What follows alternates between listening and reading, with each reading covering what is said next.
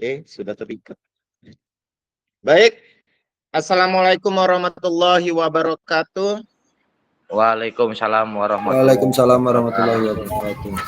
Selamat pagi, salam sejahtera untuk kita semua. Tabi pun. Iya pun. Salam olahraga. Jaya. Mantap. Baik, semangat pagi ya Kak ya.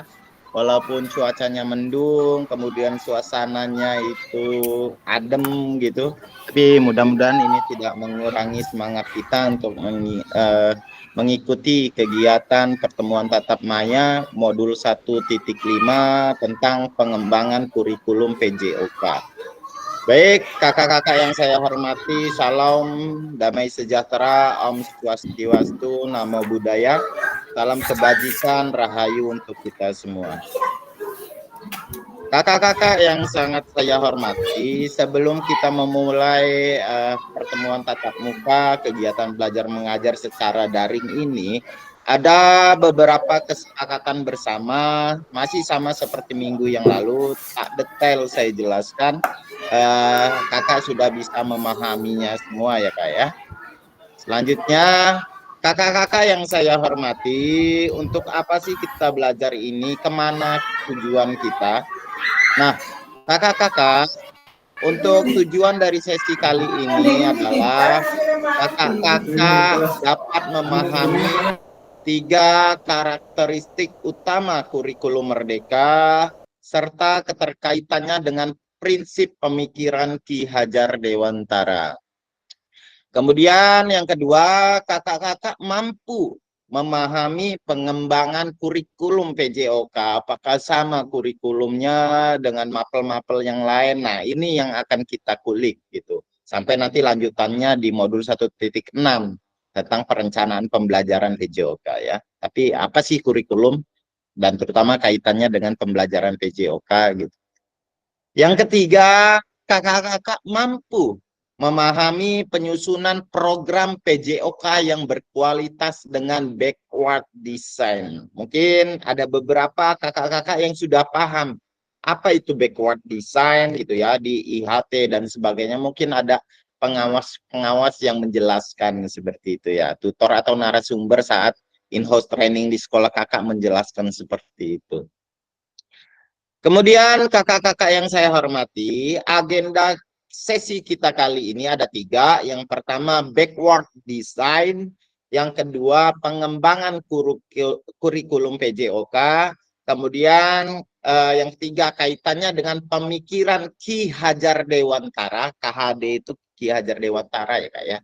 Dan kurikulum merdeka, apa sih korelasinya, apa hubungannya, apa isi pemikiran Ki Hajar Dewantara dengan kurikulum merdeka. Kakak-kakak yang saya hormati, aktivitas 1 ya. Aktivitas 1 ini kita sebelum masuk ke aktivitas 1, mungkin kita berdoa dulu ya Kak ya. Kalau kemarin yang memimpin doa Kak Hendro, mungkin sekarang saya mohon Kak Joko Juliansah untuk dapat memimpin berdoa pada pertemuan tatap maya pada hari ini. Monggo Kak, open mic. Baik, assalamualaikum warahmatullahi wabarakatuh. Waalaikumsalam warahmatullahi wabarakatuh. Baik kakak-kakak, selamat pagi. Mari kita berdoa. Semoga dalam nanti kita melaksanakan kegiatan Zoom pada pagi hari ini kita diberikan kelancaran, kita mendapatkan ilmu yang bisa kita terapkan dalam pembelajaran kita sehari-harinya. Berdoa menurut agama dan kepercayaannya masing-masing. Berdoa mulai.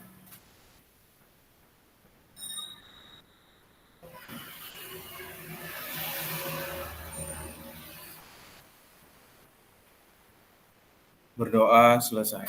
Silakan ke Kak Edo kembali. Ya.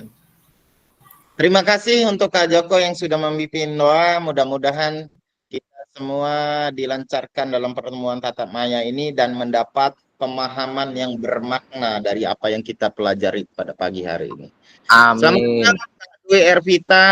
Selamat bergabung Kak. Monggo. Siap. Ya, siap. Selanjutnya, kakak-kakak yang saya hormati, di aktivitas satu ini kita akan membahas ya backward design dalam pengembangan kurikulum PJOK. Ya, apa sih backward design? Apa kemudian pengembangan kurikulum PJOK itu seperti apa? Kembali kita akan perspektif kita yang dulu sampai yang sekarang seperti apa tentang kurikulum.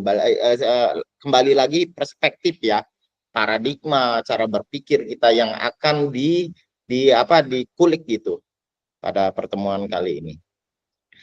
Kakak-kakak yang saya hormati, nah ada sebuah pertanyaan pemantik, Kak. Menurut kakak-kakak, dari skala 1 sampai 10, kira-kira seberapa dalam pemahaman kakak-kakak tentang kurikulum PJOK? Ya, silakan yang mau raise hand, monggo. Yang mau langsung ya. Nah, kemudian dari skala ada dua ya. Apa tujuan dari adanya pelajaran PJOK di sekolah, Kak? Monggo, Kak.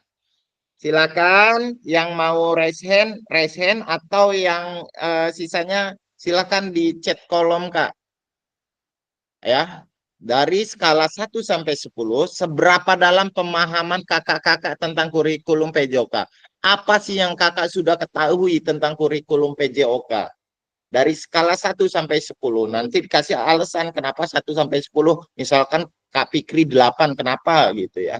Kemudian apa sih tujuan dari adanya pelajaran PJOK di sekolah? Yuk, silakan kakak di chat kolom nanti memberikan pendapat dan menjelaskan kenapa sih seperti itu. Silakan Kak di chat kolom Kak. Yuk. 1 sampai 10, seberapa dalam gitu pemahaman Kakak tentang kurikulum PJOK? Kemudian apa tujuan PJOK yang ada di sekolah gitu ya? Kenapa sih harus ada di sekolah gitu?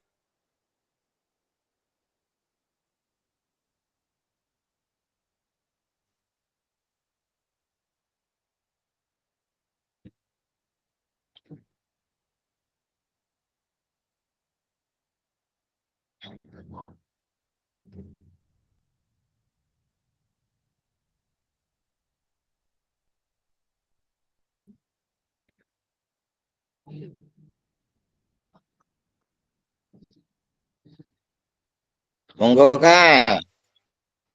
Ada yang sudah?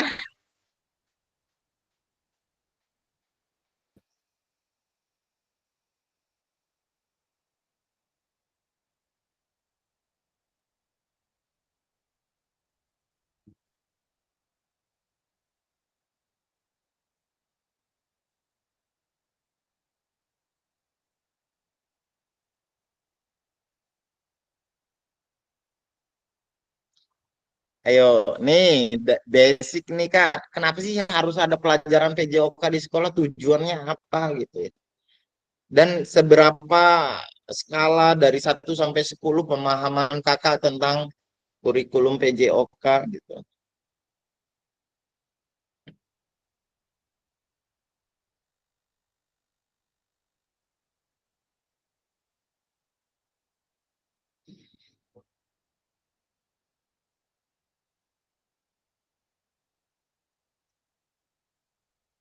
Saya kasih waktu 2 menit ya Kak.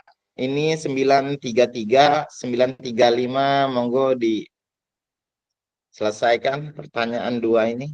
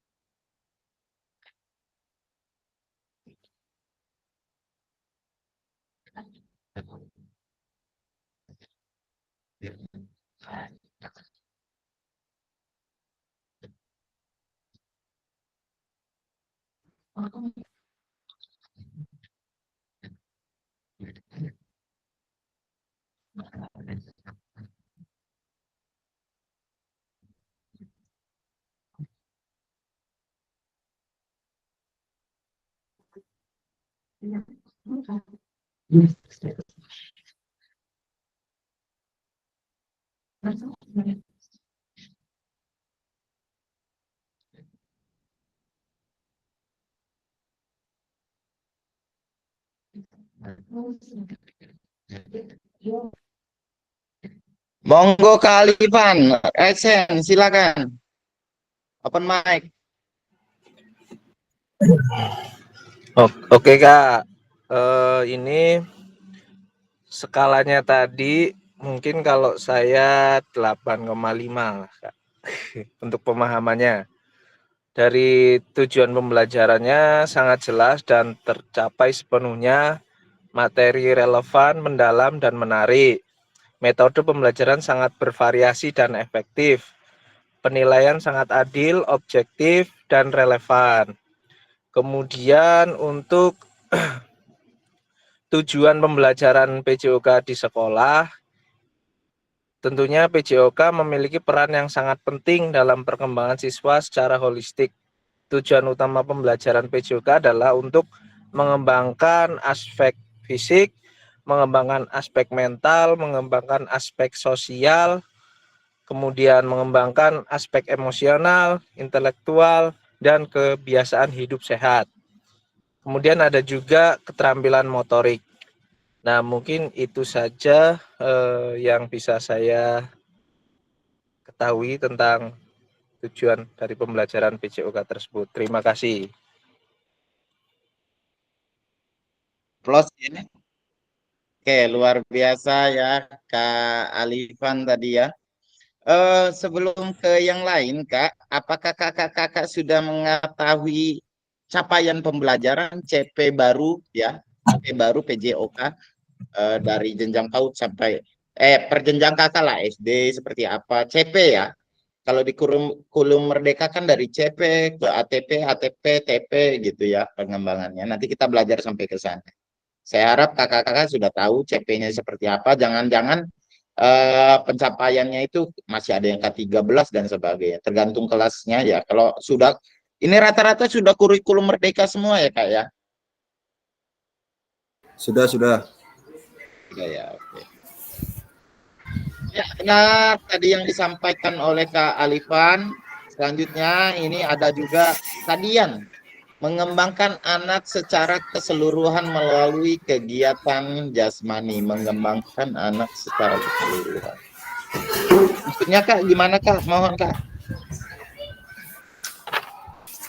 Kadian, silakan berbagi Kak. Kadian, monitor. Gimana Kak? Ya, Kak Dian ini menulis di chat kolom, mengembangkan anak secara keseluruhan melalui kegiatan jasmani. Ya. Silakan, seperti dijelaskan lebih jauh Kak, mohon Kak. Ini bisa ngomongnya nggak ya Kak ya? Ya. Bisa. Bisa, cuman ya. Ini tadi mengembangkan anak secara melalui kegiatan jasmani ya Kak ya? Iya. Iya ya ngomongnya. Ya. Bisa, enggak, jangan takut salah Kak, ayo Kak. Malu. Maaf Kak, agak telat. Enggak. Ya, enggak apa-apa Kak Rizky. Menyesuaikan ya Kak. Siap Kak, siap. Terima kasih.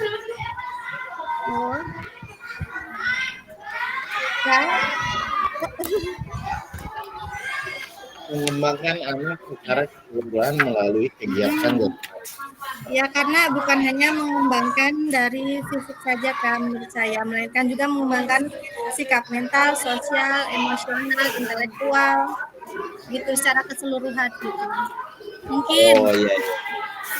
Nah, jadi secara holistik gitu, secara keseluruhan gitu ya. Ini menggambarkan secara keseluruhan baik sikap, mental, emosional, pengetahuan dan sebagainya. Ego. Tapi Kris 1 sampai 10 saya mungkin di 5. Oke, ini rendah seperti apa ini Kak Fikri? Monggo dijelaskan tentang pemahaman kenapa kurikulum ya, kurikulum PJOK dan tujuan PJOK Kak. Monggo Kak Fikri. Oke Kak, untuk kurikulum sendiri saya itu masih bingung. Jadi saya masih ambil skala di 5, di situ dari 1 sampai 10. Sebenarnya kan kurikulum itu sebagai rancangan pembelajaran. Nah, yang saya bingungkan itu yang merancang itu dari pemerintah atau dari guru atau seperti apa. Jadi saya itu masih bingung terus ketika kepala sekolah minta mana kurikulumnya gitu. Kalau misalnya itu dari pemerintah, kenapa harus minta lagi, kan sudah jelas gitu. Terus yang tadi apa itu? Tujuan adanya pembelajaran PJOK. Tadi kan udah disinggung tentang capaian pembelajaran ya Kak Edo ya. Iya, iya. Nah itu untuk di PJOK itu ada 4 di SD terutama. Yang pertama itu ada terampil bergerak, ada belajar melalui gerak, ada bergaya hidup aktif. Terus yang terakhir itu memilih hidup yang menyehatkan. Itu sih yang saya dapatkan dari outline kurikulum. Oke, luar biasa Kak Fikri. Ya, mungkin kebingungan kita sebenarnya sama kayak kenapa sih tujuan pembelajaran itu ya, kemudian kurikulum itu ya sebenarnya kurikulum itu di olahraga itu sebuah lintasan, sebuah jalur yang harus kita tempuh gitu, kita harus lewat untuk mencapai tujuan tersebut. Itulah secara bahasa lapangannya seperti itu. Jadi ada sebuah lintasan yang harus kita tempuh untuk mencapai suatu tujuan tertentu. Kurikulumnya, kebingungan kita bahwa kurikulum memang disediakan oleh baru ini di capaian pembelajaran yang ditetapkan oleh pemerintah itu bentuknya abstrak. Maka dengan kemungkinan abstrak seperti itu nanti tujuan pembelajarannya itu diserahkan kepada guru masing-masing yang ada di sekolah tersebut, menyesuaikan dengan visi misi sekolah, disesuaikan dengan karakter dan potensi peserta didik yang ada di sekolah tersebut. Kemungkinan itulah kenapa kurikulum merdeka. Jadi guru bebas menentukan tujuan pembelajarannya sendiri Kak. Perkara nanti kok soalnya diakomodir oleh dinas dan sebagainya, itu nanti berbicara sepertinya itu sistem yang memang sama-sama meresahkan kita bersama. Tapi itu nanti Kak, yang penting basic kita tahu bahwa kurikulum yang disediakan oleh pemerintah melalui CP tersebut bentuknya abstrak dan kita kembangkan sebagai guru. Itu semua dari gurunya kok Kak. Melihat keadaan karakter masing-masing. Seperti itu Kak. Ayo. Oke Kak, siap.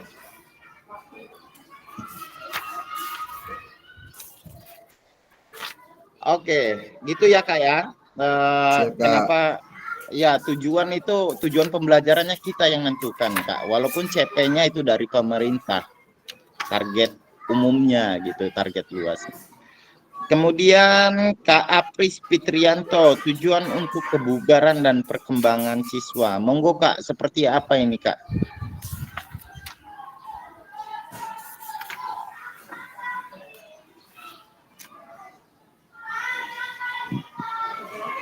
Ayo Kak Apris.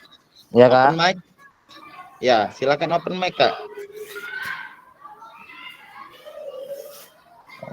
Apa tuh? Tujuan untuk kebugaran dan perkembangan siswa. Jadi guru olahraga itu wajib kebugaran untuk siswanya dan perkembangan siswa, baik perkembangan tubuh dan motoriknya Kak. Begitu ya Kak. Ya, Ya. motoriknya terus apa tadi? Ya perkembangannya juga banyak sikap perkembangan tubuh, Hmm, motorik, mental dan lain-lain Kak. motorik mentalnya. Oke, ya. Mungkin sekian lah Kak. Oke, siap. Ya, sudah mencakup semua ya. Ya. Kemudian satu lagi deh. Kak Eri skalanya 7. Silakan Kak. Ya Kak, ya saya memberikan skala 7 ya karena belum sepenuhnya paham sih sebenarnya. Belum sepenuhnya paham. Jadi ya saya memberikan skalanya 7. Kalau tujuan pembelajaran PJOK menurut saya karena PJOK itu kan aktivitas di luar kebanyakan ya. Jadi tujuannya itu menurut saya menjadi individu yang sehat secara fisik dan mental serta memiliki karakter positif. Karena kan cenderung sering ada beberapa permainan yang membuat itu melatih emosional mereka. Itu aja Kak. Ya, siap. Ya, apa yang disampaikan Kak Eri tadi, Kak Apris juga, itu semua sudah terakomodir sebenarnya dalam CP terbaru ya, dan elemen-elemennya gitu. Turunan CP, CP-nya kemudian elemen-elemen dari CP itu.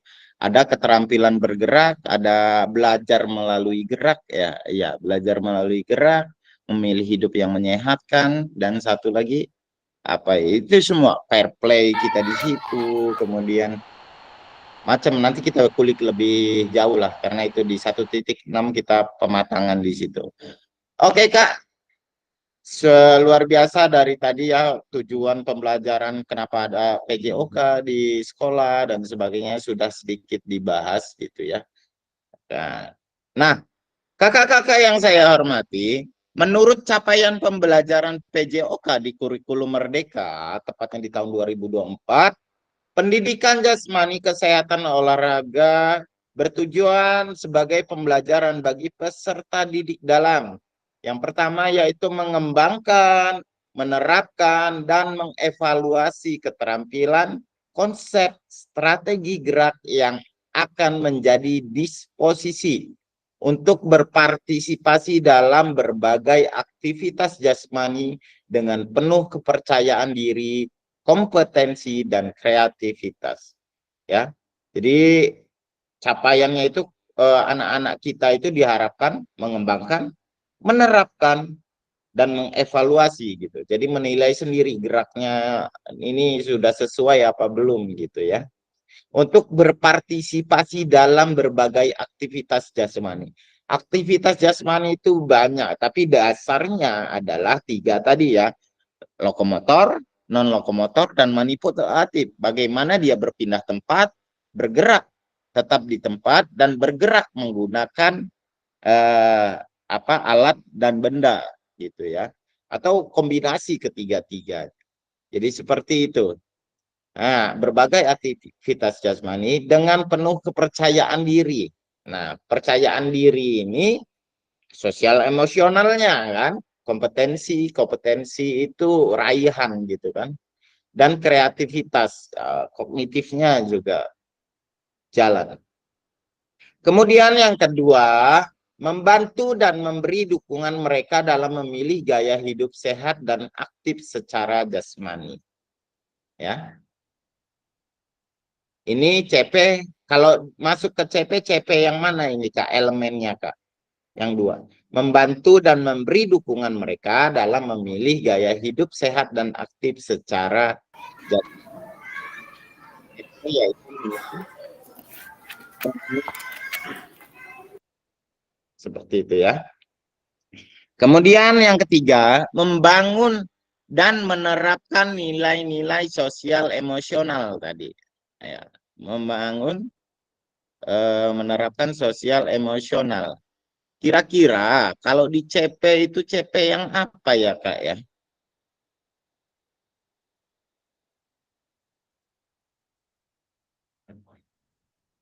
Ayo.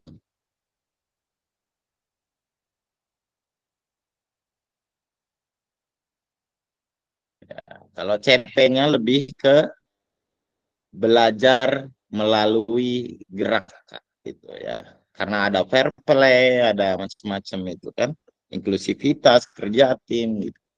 Kemudian yang keempat, menanamkan apresiasi pengembangan sikap positif untuk aktif secara jasmani sepanjang hayat sebagai upaya peningkatan keseluruhan kualitas hidup.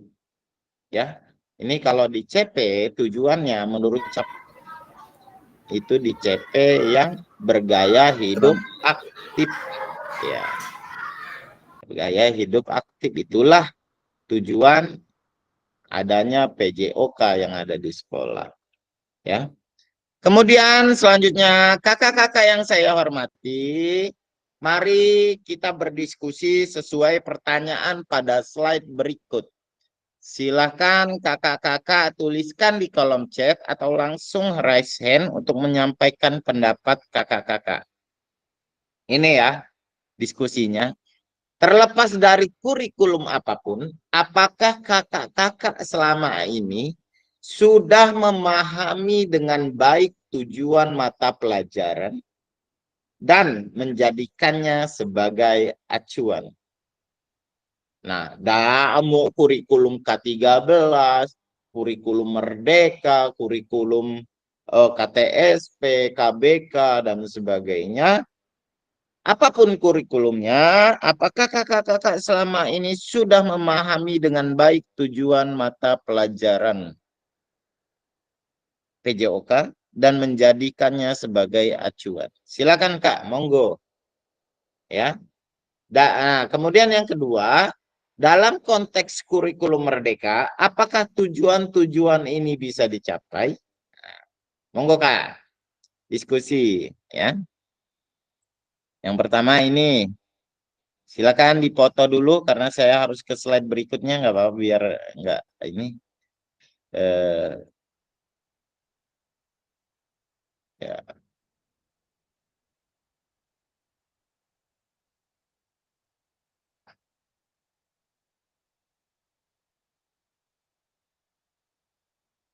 Saya kasih waktu 5 menit ya Kak. Nah, ngobrol, saling diskusi aja, tanya-tanyaan juga nggak apa-apa, open mic juga nggak apa-apa.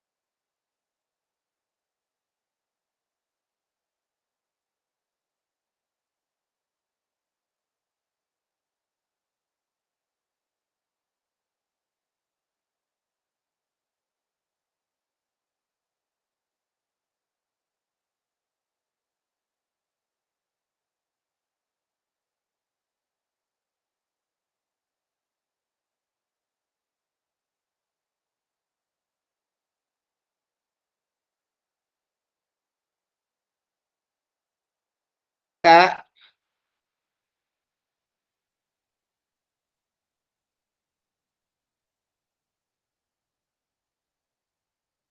kalian maaf.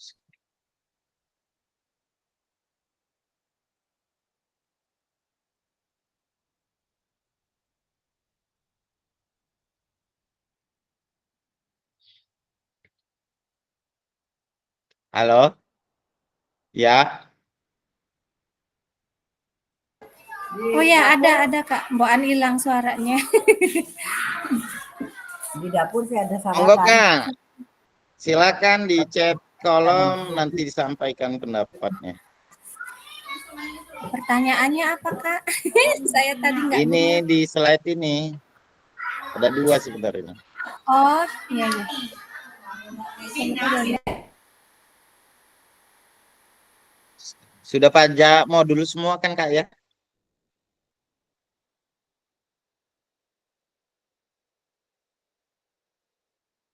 Saya yakin kakak sudah baca modul 1.5. Ketika ada lampiran PDF-nya itu di-download aja Kak. Itu materinya mantep itu. Daging semua. Buka dulu. Kalau belum buka LMS-nya, buka LMS-nya.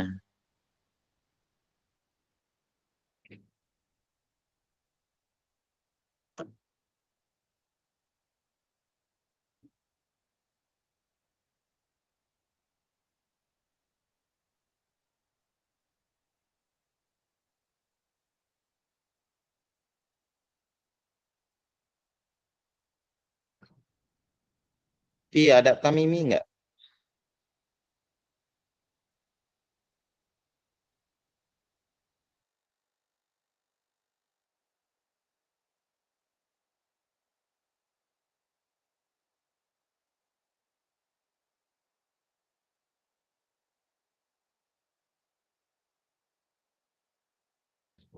Ayo Kak, sudah?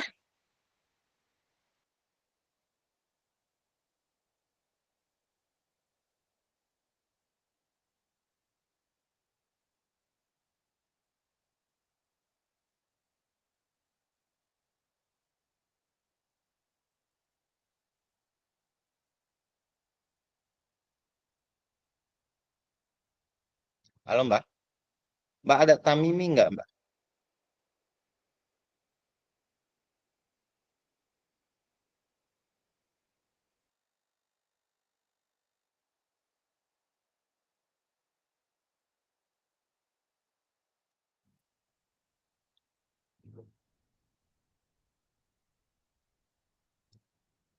Monggo Kak. Ini yang lain ngetik nggak ini ya? Tapi Kris sudah.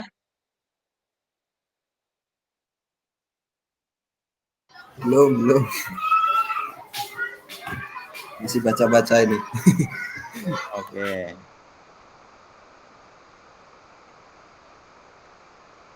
Kak Eko Ari. Memahami tujuan PJOK di luar kurikulum apapun itu adalah kunci menciptakan pembelajaran efektif yang bermakna. Dengan mempertimbangkan konteks sekolah, nilai-nilai yang ingin ditanamkan, dan perkembangan ilmu pengetahuan, alhamdulillah, guru dapat membantu siswa mencapai potensi terbaiknya dalam bidang olahraga dan kesehatan. Tadi pertanyaannya apa ya Kak ya? Terlepas dari apakah selama ini sudah memahami baik tujuan? Kak Eko mungkin open mic dulu Kak. Silakan Kak.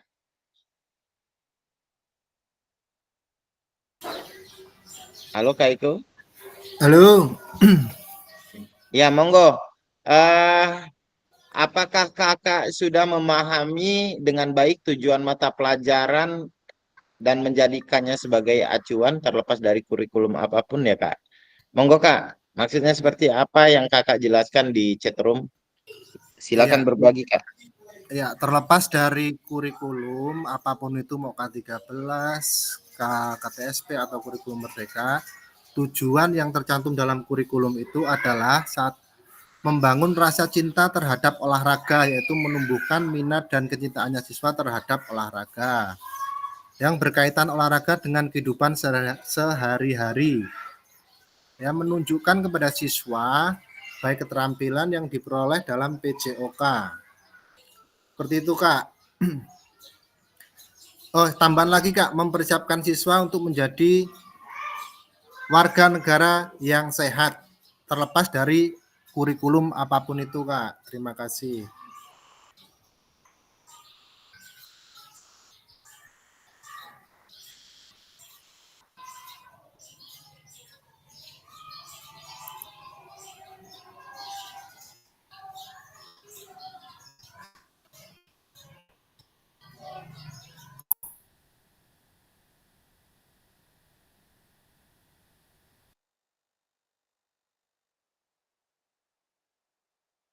Ya, silakan kembali open mic Kak. Ya, luar biasa tadi ya, masih menyinggung lagi tentang bagaimana peserta didik kita bergerak hidup sepanjang hayat gitu ya, bergerak aktif sepanjang hayat gitu. Nah, Kak, dalam konteks kurikulum merdeka, apakah tujuan-tujuan ini bisa dicapai, Kak? Menurut Kakak kurikulum merdeka itu seperti apa sih? Dan tujuan-tujuan yang disampaikan Kakak tadi bisa tercapai nggak di kurikulum merdeka? Saya kira dalam konteks kurikulum merdeka, apakah tujuan-tujuan ini bisa dicapai? Saya yakin pasti bisa tercapai, Kak, karena pada dasarnya kurikulum merdeka dalam PJOK itu adalah untuk berpusat pada peserta didik, Kak. Jadi olahraga itu bukan hanya sekedar olahraga di sekolah saja, tetapi mendidik warga sekolah untuk belajar olahraga sepanjang hayat, Kakak. Terima kasih. Oke, siap.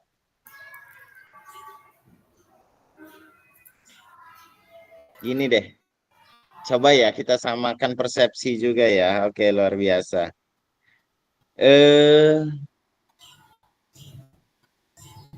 Olahraga, bergerak atau movement itu sama nggak Kak Eko?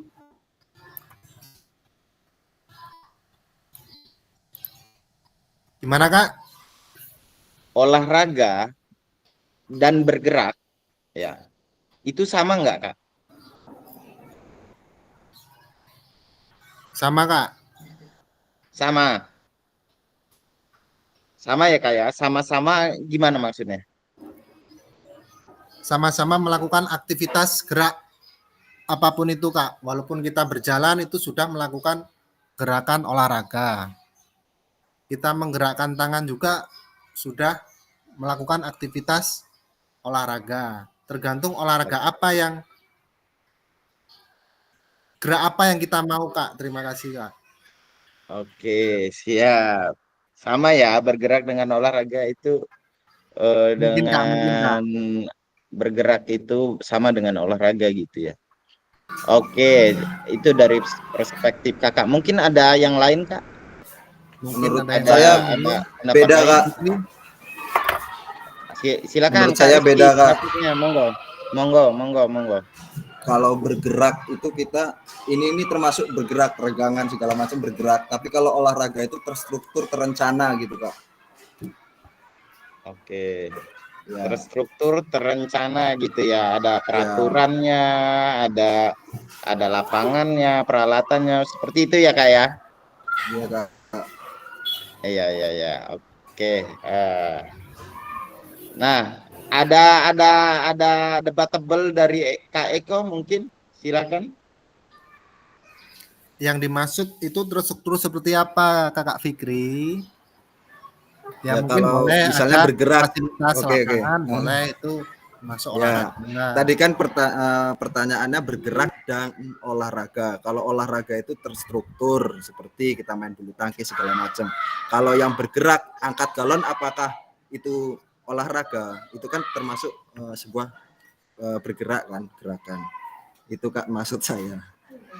Jadi bergerak dan olahraga itu menurut saya berbeda, alasannya seperti itu. Oke. Gimana Kak Eko? Kak Joko mungkin ada tambahan, Kak Joko? Kak Joko mungkin silakan. Udah siap kayaknya, udah gatel mulutnya ini. Monggo Kak.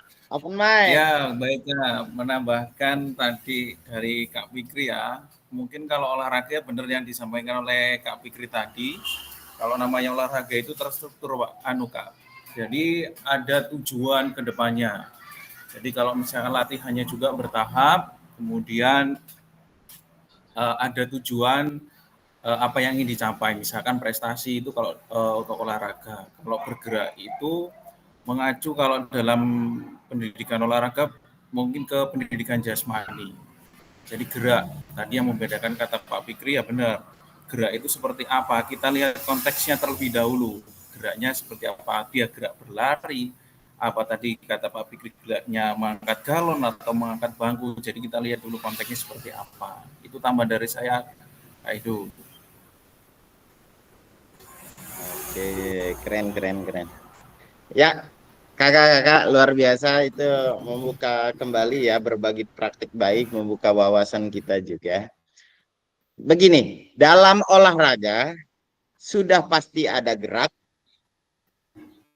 Dalam gerak belum tentu ada olahraganya. Ya, seperti itu ya. Kira-kira ya.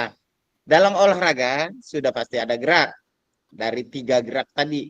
Gerak dasar tadi ya. Lokomotor, non-lokomotor, dan manipulatif. Gitu.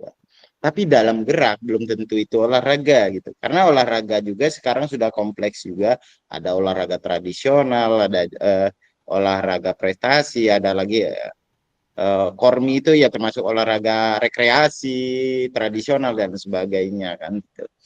Nah, maka yang kita harapkan di anak-anak kita, tujuan-tujuan itu berkaitan dengan bagaimana anak itu bergerak gitu ya. Bukan hanya berolahraga. Kalau olahraga sudah pasti gerak. Ya, walaupun dia olahraga e-sport katanya ya gerak juga, walaupun yang digunain otot halus gitu ya, bukan otot kasar, otot besar, otot kecil, bukan otot yang besar gitu ya, walaupun e-sport gitu ya, cuman mata doang gitu ya, tahu-tahu rabun aja gitu kan. Olahraganya di mana gitu. Tapi itu dinamika perkembangan olahraga pun berkembang begitu. Yang pasti kita sebagai guru PJOK bukan menitik beratkan olahraganya, tapi menitik beratkan bagaimana anak itu bergerak secara terstruktur tadi. Enggak asal gerak juga. Karena kalau asal gerak kemungkinan cederanya pun bisa besar gitu ya Kak ya. Nah, itu yang kita samakan persepsinya. Bungkus? Bungkus Kak? Oke. Bagus. Kakak-kakak yang saya hormati. Nah, dalam memahami tujuan umum itu penting sebagai acuan. Kalau kita nggak ada memahami tujuannya sebagai acuan, waduh kesasar kita Kak. Apa yang mau kita tuju? Mau ke Prengseu, tapi nggak tahu tujuannya gimana, acuannya seperti apa dalam kita mau ke Prengseu itu dari rumah kita misalkan. Dari Pagelaran ke Prengseu. Yang ada nanti lewat Bulog dulu, lewat Rantau Tijang dulu, muter lewat Pardasuka, muter lagi lewat Ambarawa, tembus baru ke Prengseu. Itu kalau kita tidak memahami tujuan penting dalam pembelajaran PJOK ini Kak. Nggak ada acuannya. Akhirnya kesasar itu. Nah, untuk muara akhir, untuk mencapai tujuan umum ini, ya tujuan umumnya ya, pemerintah seperti yang saya sampaikan di awal tadi, sudah menurunkannya ke dalam CP, Kak, capaian pembelajarannya. Dan mempersilahkan guru atau satuan pendidikan menurunkannya lagi ke dalam tujuan pembelajaran, ke dalam TP-nya gitu. Ya. Jadi Kak Fikri tadi bingung ini ditentukan. Nah, ini perkara kita soal semester kok dibuat dinas dan sebagainya. Itu nanti kita bahas off record aja ya Kak Fikri ya dan kawan-kawan ya. Kalau kita bahas ini agak ngeri-ngeri sedap juga kira-kira gitu. Tapi itu yang pasti guru diperbolehkan, kakak bisa debat tebal dengan kepala sekolah, kakak bisa debat tebal dengan pengawas. Tujuannya silakan kakak-kakak buat sendiri berdasarkan CP yang ditetapkan oleh pemerintah gitu ya. Supaya kita nggak kesasar itu tadi Kak, dimudahkan gurunya. Gurunya dimerdekakan Kak. Kira-kira kan seperti itu. Selanjutnya, kakak-kakak yang saya hormati, bagaimana kakak-kakak memastikan agar pengajaran yang kita lakukan benar menyasar tujuan pembelajaran tersebut? Karena seringkali kita dalam pengajaran langsung fokus pada materi atau aktivitas yang harus dilakukan murid. Benar ya? Hari ini saya mau ngajar apa ya? Hari ini materi apa yang mau saya berikan ya? Selalu itu, oh bola besar, oh bola kecil, oh bulu tangkis dan sebagainya. Pasti mindset kita ya, pengajaran itu fokus ke materinya, bukan fokus pada tujuan pembelajarannya. Ya kan? Aku itu Kak, bukan fokus pada tujuannya, tapi materi apa yang mau saya ajar hari ini. Ketika tidak fokus dengan tujuan, mau hasilnya, outputnya apapun, itu nggak peduli. Yang penting materi saya tersampaikan. Benar nggak? Saya mau materinya pencak silat. Saya mau materinya pencak silat lah hari ini. Sudah, yang penting saya udah ngajar pencak silat. Mau tujuannya yang kita buat bahwa peserta didik mampu seperti ini tujuan yang kita buat. Akhirnya itu terabaikan, Kak. Karena fokus pencapaian materinya saja. Aktivitasnya saja. Tanpa melihat kenapa sih kita ngajarin ini, apa sih tujuan kita. Oh, anak ini supaya bisa misalkan menendang menggunakan kaki bagian dalam dengan sesuai dengan potensi dan kemampuannya masing-masing. Itunya tidak dilihat. Gimana caranya anak-anak ini sudah selesai menendang, ya sudah gitu. Terkadang kita fokus di situ kan, materi apa yang mau kita ajar, bukan tujuannya apa yang mau kita capai gitu loh untuk anak-anak kita. Benar nggak Kak? Selama ini seperti itu nggak Kak? Iya Kak, karena kita melihatnya dari buku PJOK yang kita terima mungkin Kak, karena di situ kan ada permainan bola besar, permainan bola kecil dan lain-lain. Kita tidak tahu apa namanya, tadi kan ada 4 elemen untuk di SD itu ada 4 elemen. Nah, kita tidak melihat dari tujuan pembelajarannya atau capaian pembelajarannya itu tadi, sehingga kita melihatnya dari buku yang kita dapatkan.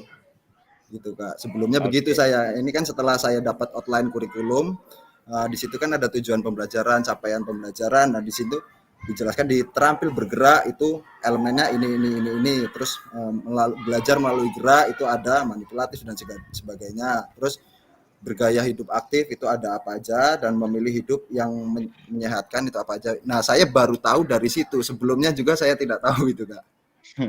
Siap. Nah, itulah kita persamakan persepsi yang tadinya paradigma kita seperti ini akhirnya terbuka gitu ya. Monggo Kak Rizky tadi sudah mau ngomong sepertinya, monggo ditambahkan apa yang disampaikan Kak Fikri tadi. Kak Rizky Alfarisi Pak. Ya, menyambung dari Kak Fikri tadi ya, sebenarnya kasus yang saya alami bukan kasus ya Kak ya, pengalaman yang saya alami ya kurang lebih tidak jauh berbeda seperti di sekolahan teman-teman lain.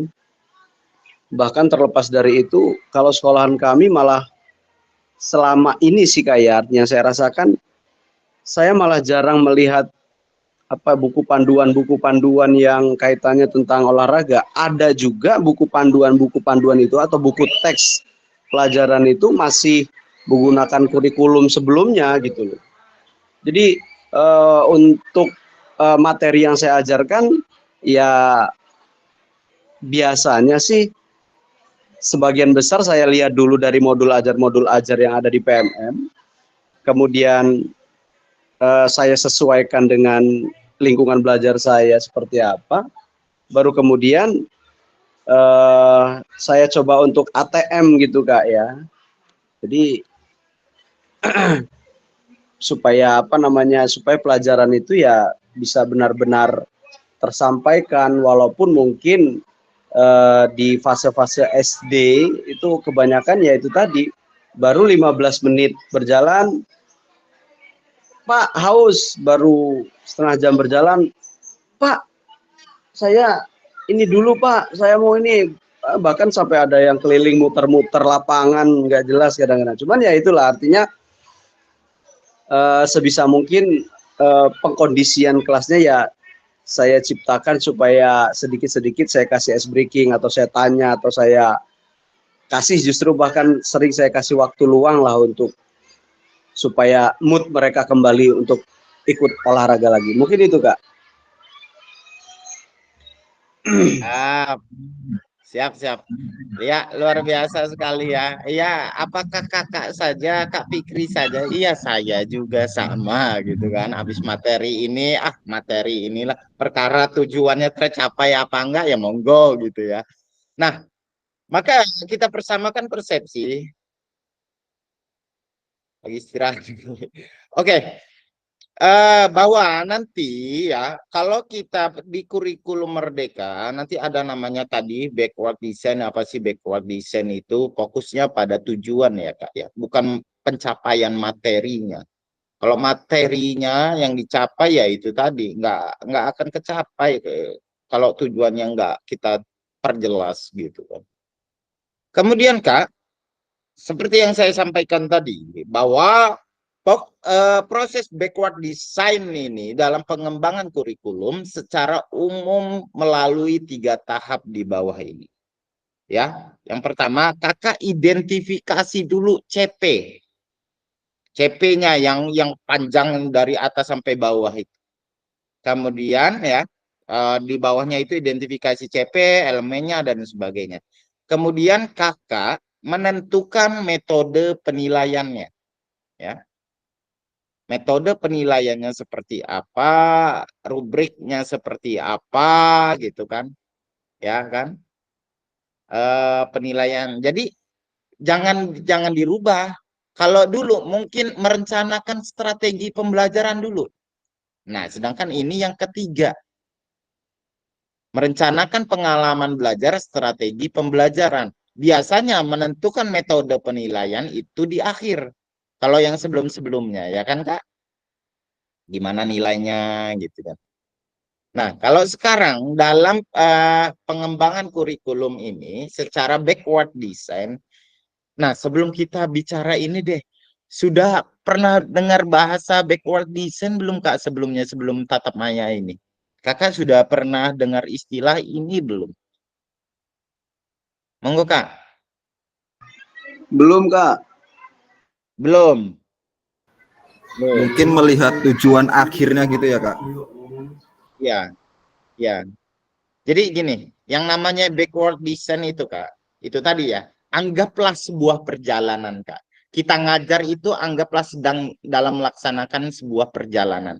Perjalanan kita dari Pringsewu ke Bandung gitu. Misal. Ya. Nah, yang kita lihat itu tujuan kita ke Bandung itu ngapain? Ke museum kah? Kemudian ke Pasar Baru kah, ke Ciwok kah, dan sebagainya. Itu tujuan kita, study tour misalkan. Kemudian setelah itu tujuannya ya, kemudian kita tentukan gimana sih cara supaya ini bermakna gitu ya, perjalanannya menyenangkan.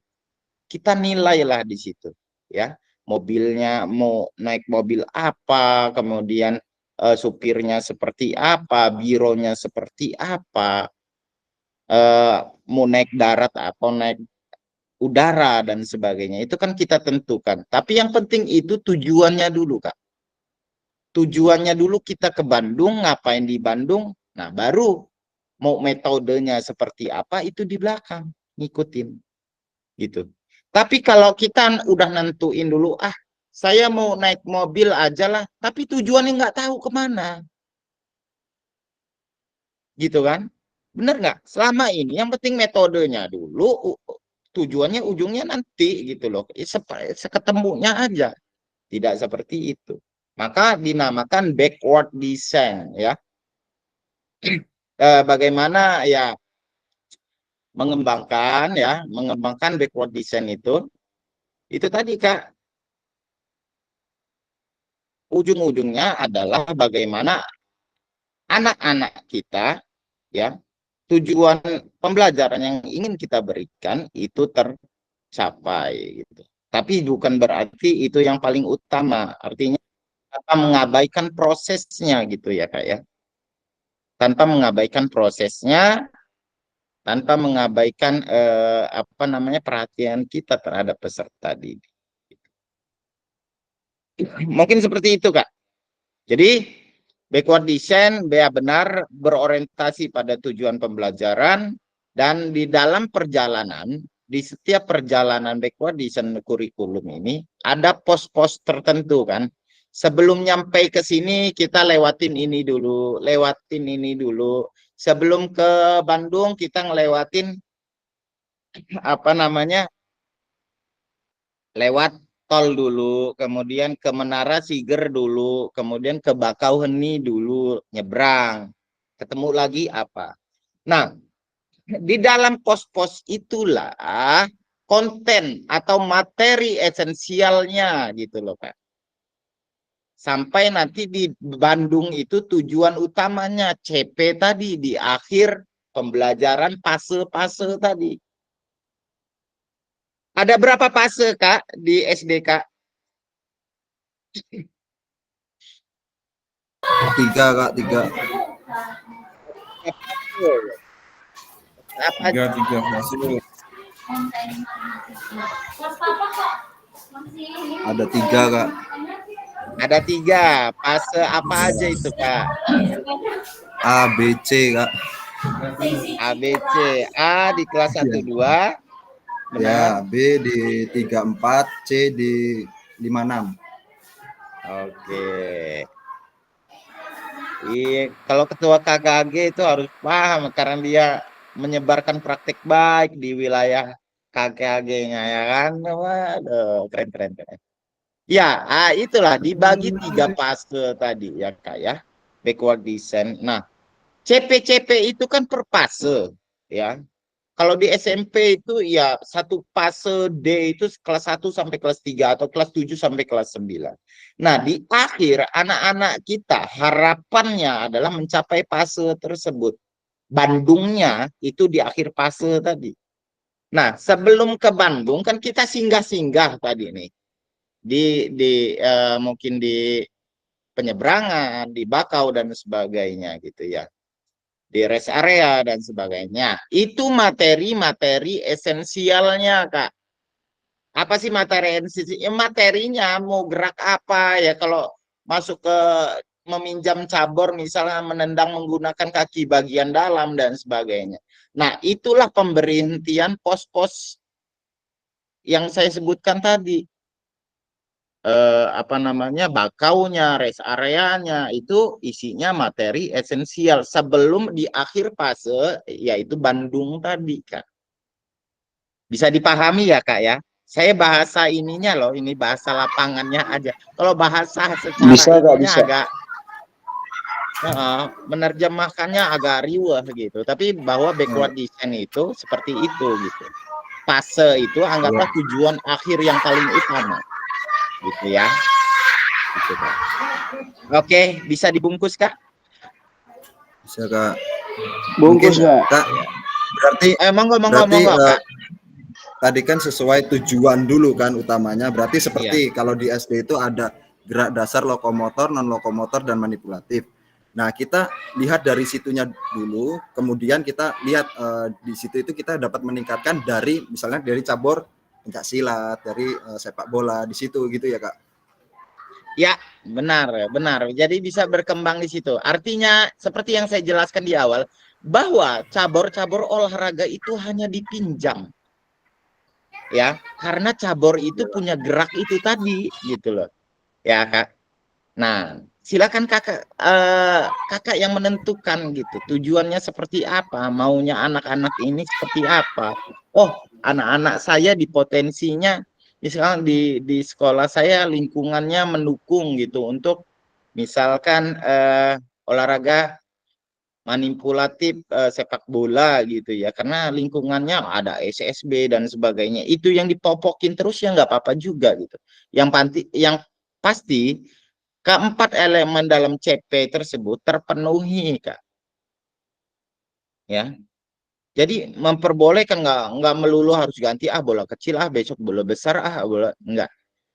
Nah, perkara nanti masalah soal itu tadi nanti kita bisa debatkan Nah, off itu dia Kak record. yang saya bingungkan itu Kak. Karena ada Nah, apa namanya ulangan-ulangan itu dari dinas kan. Jadi kita nggak bisa ngontrol itu. Sedangkan tujuannya kan sudah jelas. Jadi gitu Kak. ya ya. Apakah kakak saja yang merasa bingung dan resah? Sama.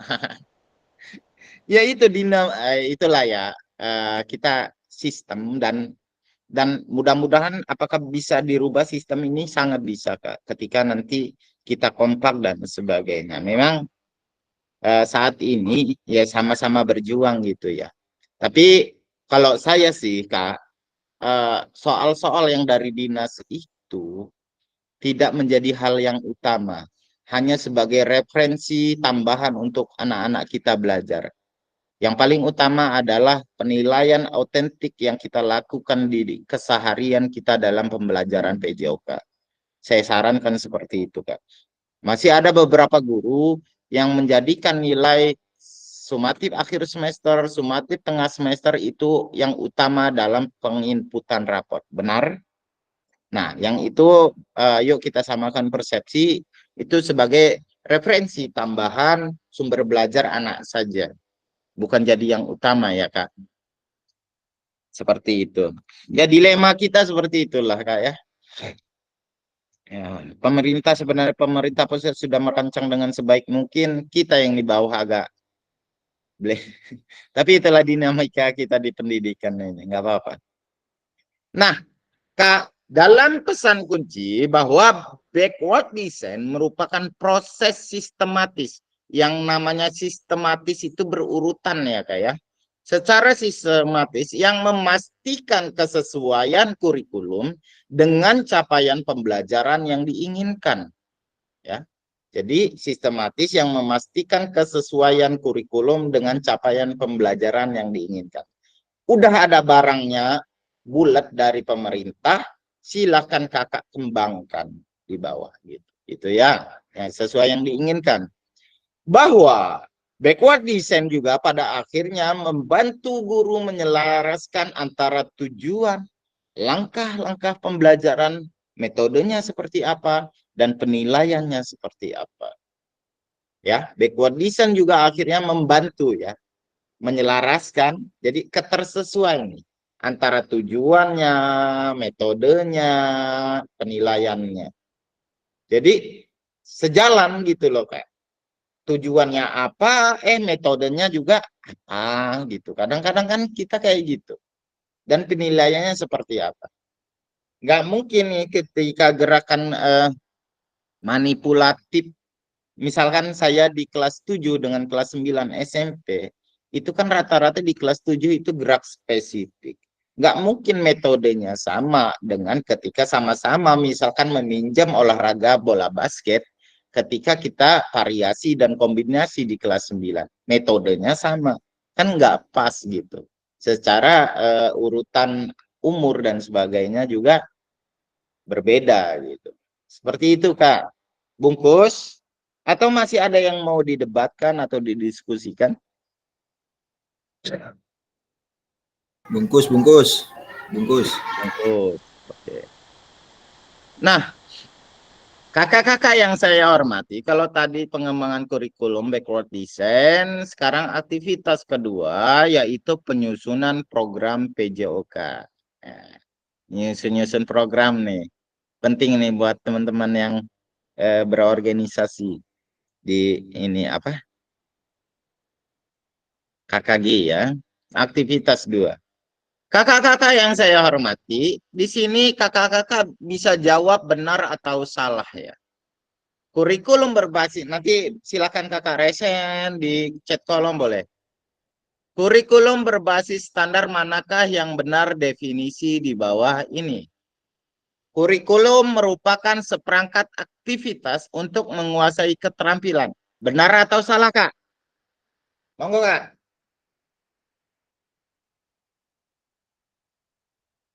Open mic saja, Kak. Tinggal jawab aja, jawab cepat aja. Nanti kita kalau ya salah ya kita benarkan bersama gitu ya.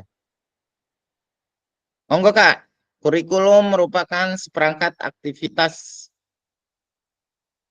Raise hand Kak. Ayo, sabar.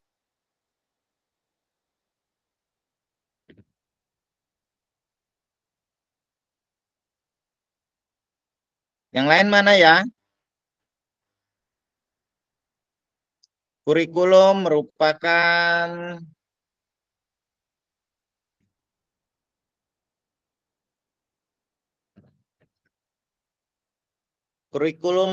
seperangkat aktivitas untuk menguasai keterampilan. Benar atau salah Kak? Kak Fikri, monggo open mic nggak apa-apa. Nanti kita benarkan bersama kalau salah juga. Enggak ada sayang. Ya, sebagai bahan diskusi. Kurikulum merupakan seperangkat apa tadi? Aktivitas. Kurikulum merupakan seperangkat aktivitas untuk menguasai keterampilan. Benar atau salah? Untuk menguasai keterampilan. Waduh, kayaknya sih iya. Iya apa nih? Benar? Iya benar apa iya salah? Suatu keterampilan ya. 50-50 nih Kak. 50-50. Ya. Benar Coba atau yang lain. salah? Yang lain, emang enggak lah. Kurikulum merupakan suatu perangkat aktivitas untuk menguasai keterampilan. Pendapat ini benar atau salah?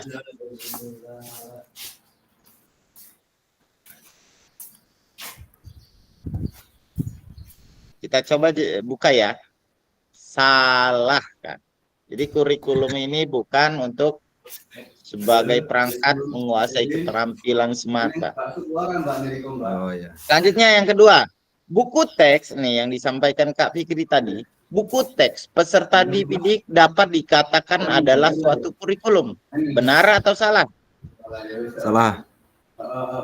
Salah. Salah. Baik, kita coba buka.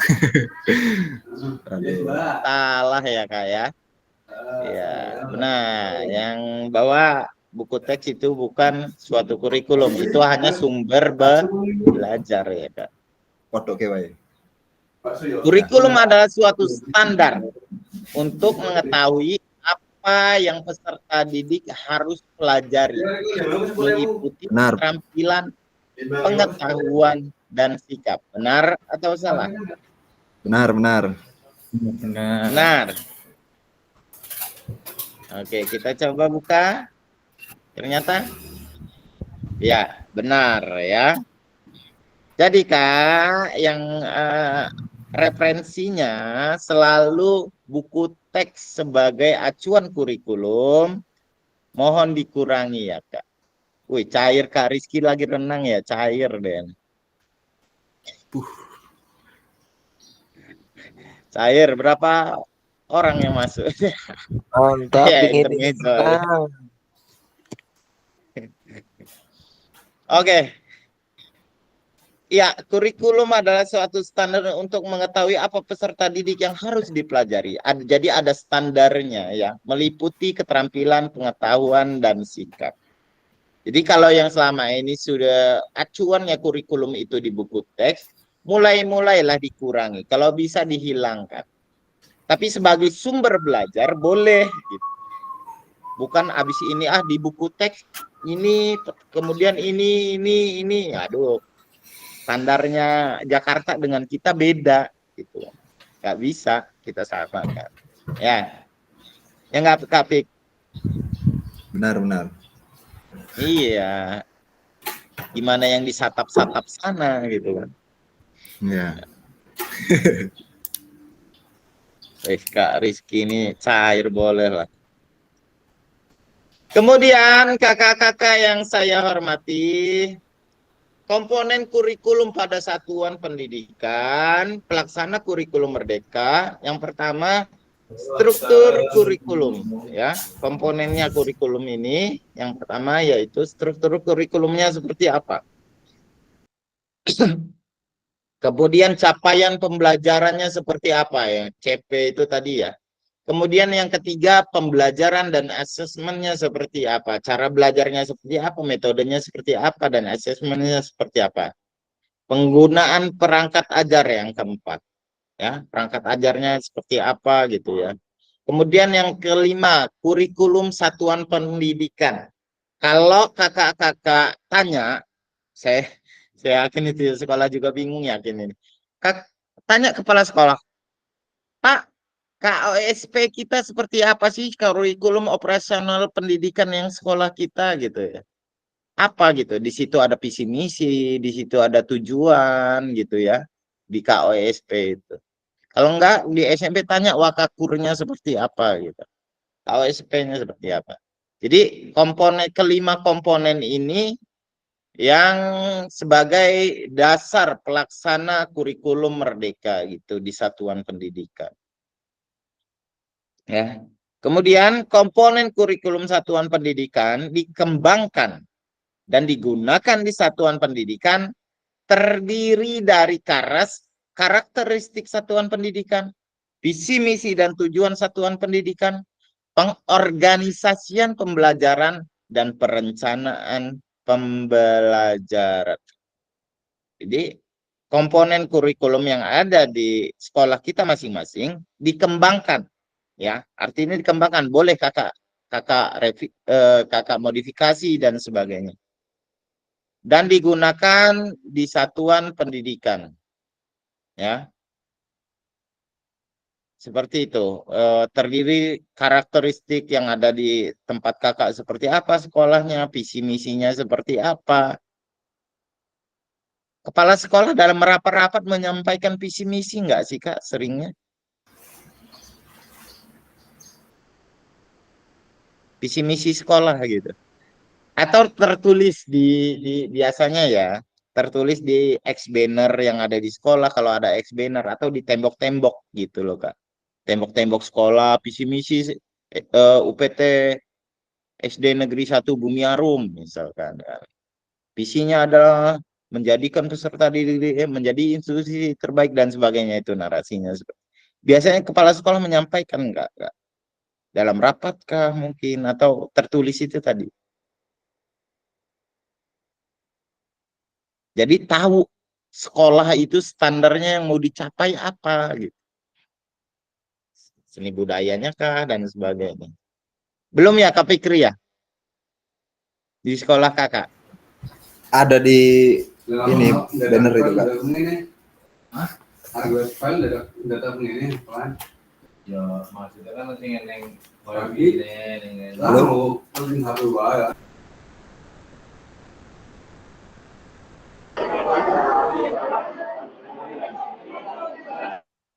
Oh, Kak Agus Wendro mau open mic, Iya, silakan. lagi ngawal anak, sambil ngawal anak. Oh. Oke, awas lepas anaknya. Iya. Kawal terus sampai ini.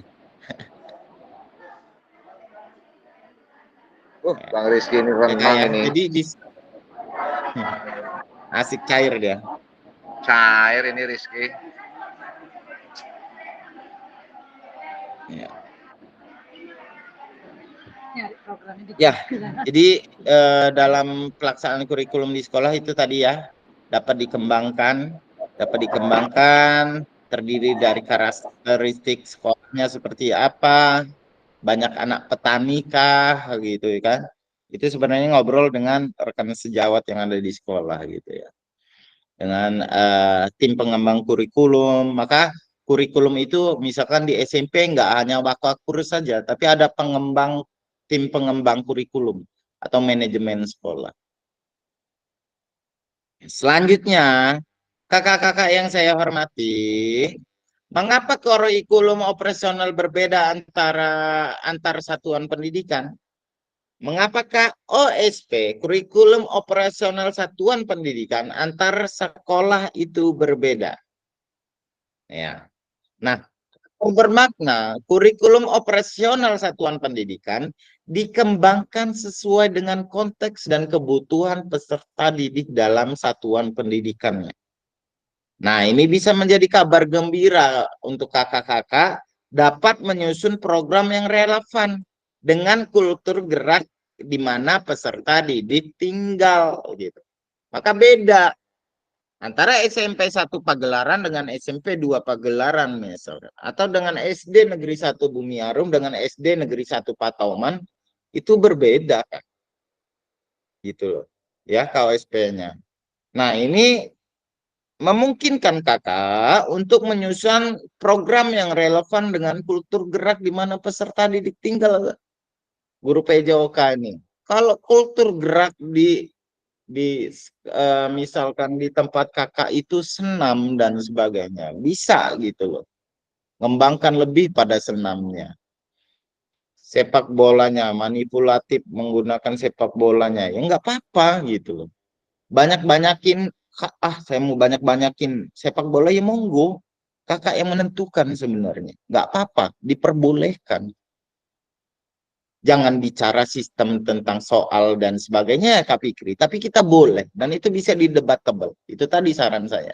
Kalau untuk masalah soal, untuk itu sebagai sumber saja. Tapi kakak mau ngasih misalkan di karakter kakak, di tempat kakak sepak bolanya bagus dan sebagainya, gerak. Monggo kak, nggak apa-apa. Tapi jangan paksakan tenis. Kalau di kalau di tempat tinggal kakak, peserta didiknya tidak pernah dapat itu kak. Ya, kira-kira kan seperti itu. Yang sudah menjadi budayanya saja kak. Kakak-kakak yang saya hormati, mari berbagi cerita pada saat kakak-kakak menyusun kurikulum PJOK. Kita bercerita kak ya. Silakan nanti open mic ya. Jadi jangan Kak Fikri saja, yang lain juga jangan Kak Alifan saja, semuanya bisa berbagi cerita kak. Yang pertama, bagaimana kakak-kakak selama ini merancang program PJOK sebagai bagian dari pengembangan kurikulum pada mata pelajaran PJOK?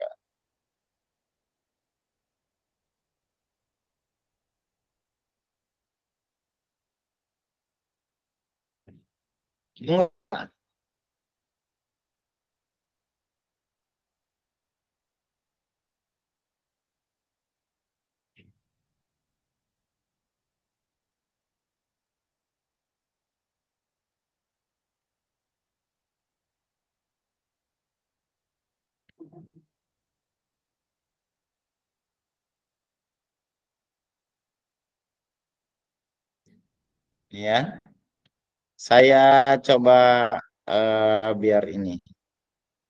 Ini pertanyaan satu.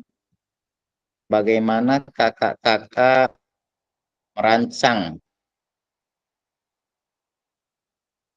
Yang kedua pertanyaannya, apa saja selama ini yang kakak-kakak anggap menjadi suatu yang bernilai untuk dipelajari murid di kelas PJOK? Ini yang kedua.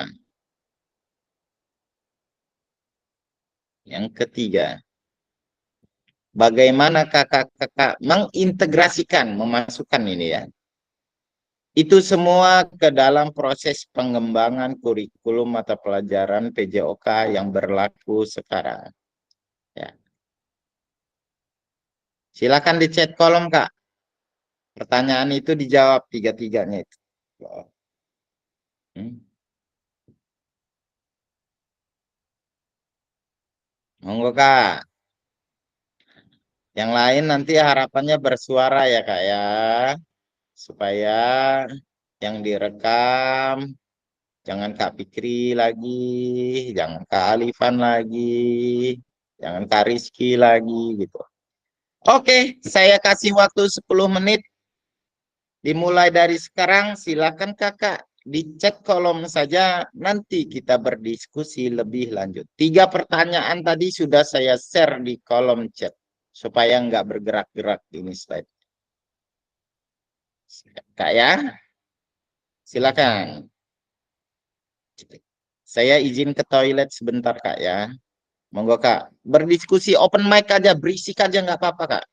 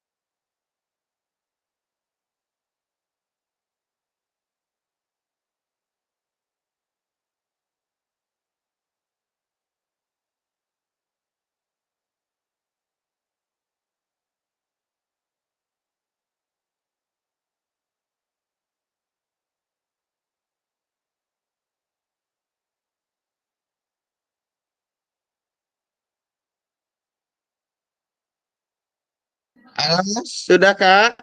Monitor?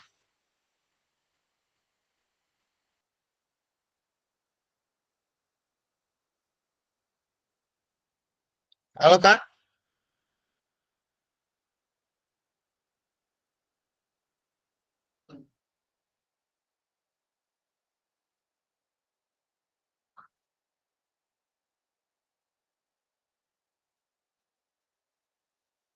Kak Fikri? Sudahkah? Belum Kak, belum.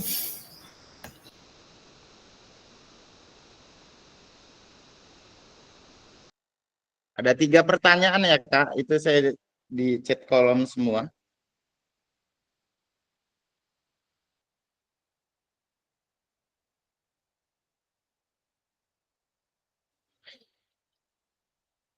Kak Eri mana ya Kak Eri ya?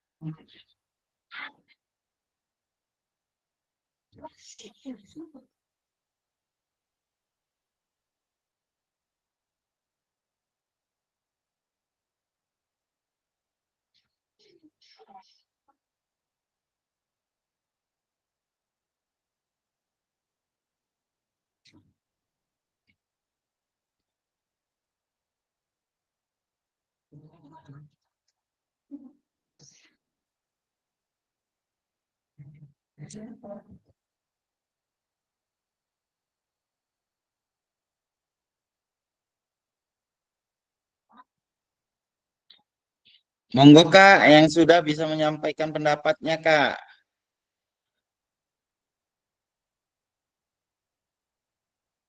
Singkat saja Kak, nggak apa-apa.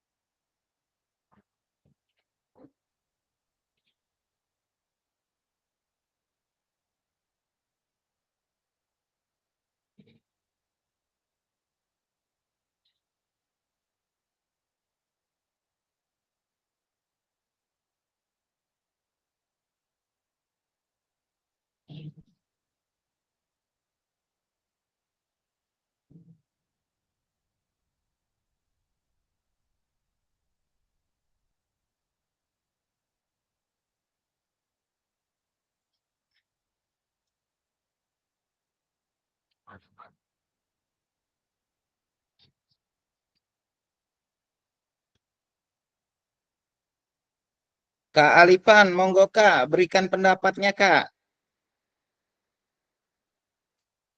Bisa open mic. Baik Kak, terima kasih sebelumnya.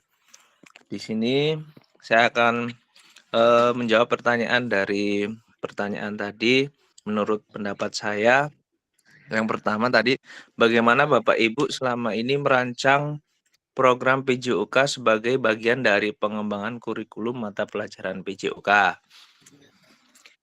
Jawaban saya yaitu pengembangan kurikulum PJOK yang berkelanjutan sangat penting untuk memastikan bahwa siswa mendapat pendidikan jasmani yang berkualitas.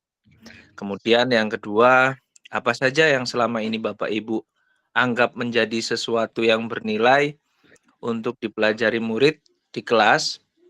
Tentunya yang bernilai bagi saya, pelajaran PJOK tidak hanya tentang berolahraga, tetapi juga membentuk karakter dan pribadi peserta didik menjadi lebih baik lagi. Itu yang bernilai bagi saya, poin plusnya. Yang ketiga, bagaimana Bapak dan Ibu akan mengintegrasikan itu semua ke dalam proses pengembangan kurikulum? Di sini dapat disesuaikan dengan kebutuhan siswa maupun kondisi lingkungan sekolah. Tentunya itu yang bisa diintegrasikan ke dalam pelajaran PJOK. Menurut pendapat saya, mungkin ada yang bisa menambahkan lagi, atau mungkin jawaban saya yang belum pas. Terima kasih. Iya, luar biasa apa yang disampaikan Kak Alifan. Monggo ada yang mau menambahkan atau ada yang kurang pas nih dari Kak Alifan. Monggo Kak, ada yang mau menambahkan silakan. Silakan Kak.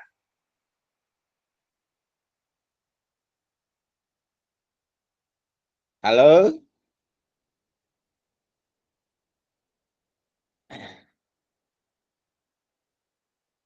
Oke, baik.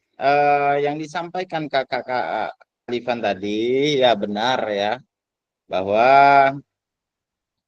faktor yang mempengaruhi PJOK itu ada 6 Kak. Ya. Kak Fikri, melihat tujuan pembelajaran, memastikan pembelajaran sesuai dengan kurikulum nasional, karakteristik peserta didik, menentukan kompetensi dasar dan indikator. Oke, integrasinya gimana nih? Nilai-nilainya ini tadi ya. Menganalisis kurikulum PJOK yang sedang berjalan. Baik, luar biasa dua pendapat tadi Kak Alifan. 6 faktor yang mempengaruhi pengembangan program PJOK yang ada di sekolah, yaitu kebutuhan dan karakteristik peserta didik, konteks masyarakat, waktu, alokasi jam pelajaran, dan cakupan tahapan, ya tahapannya seperti apa dari hal yang mudah sampai yang sulit seperti itu ya. Kemudian yang keenam, teknologi. Nah, pengembangan program PJOK ini faktor yang mempengaruhinya ada 6 Kak. Inilah karakternya, kebutuhan peserta didiknya, konteks masyarakat sekitarnya seperti apa, waktunya, alokasi jam pelajarannya. PJOK hanya 3 jam pelajaran, potong P5 juga kadang gitu, jadi 2 JP saja.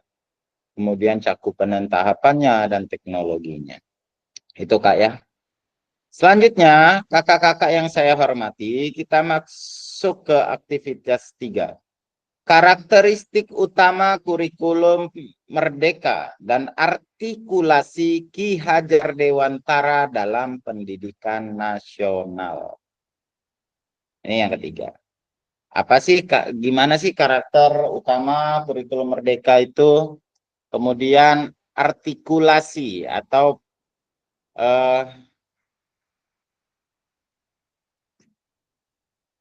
penerjemahan ya, artikulasi itu Ki Hajar Dewantara, pemikiran Ki Hajar Dewantara dalam pendidikan nasional.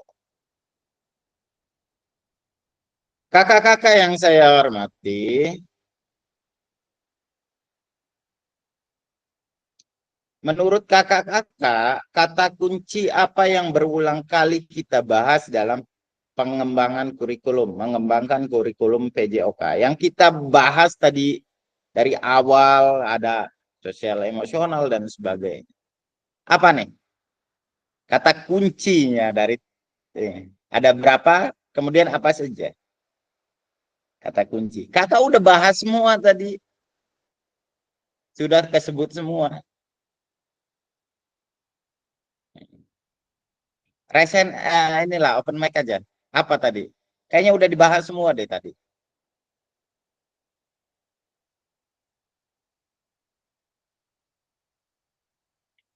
Saya juga sudah menyampaikan, kakak sudah berdiskusi juga tadi. Ayo, cuman ngulas aja ini kak. Silakan kak. Langsung open mic nggak apa-apa kak Fikri. Backward design. Backward design bukan? Tanya. Oke. Nah dalam Iya bukan itu. Ada kata kunci nggak?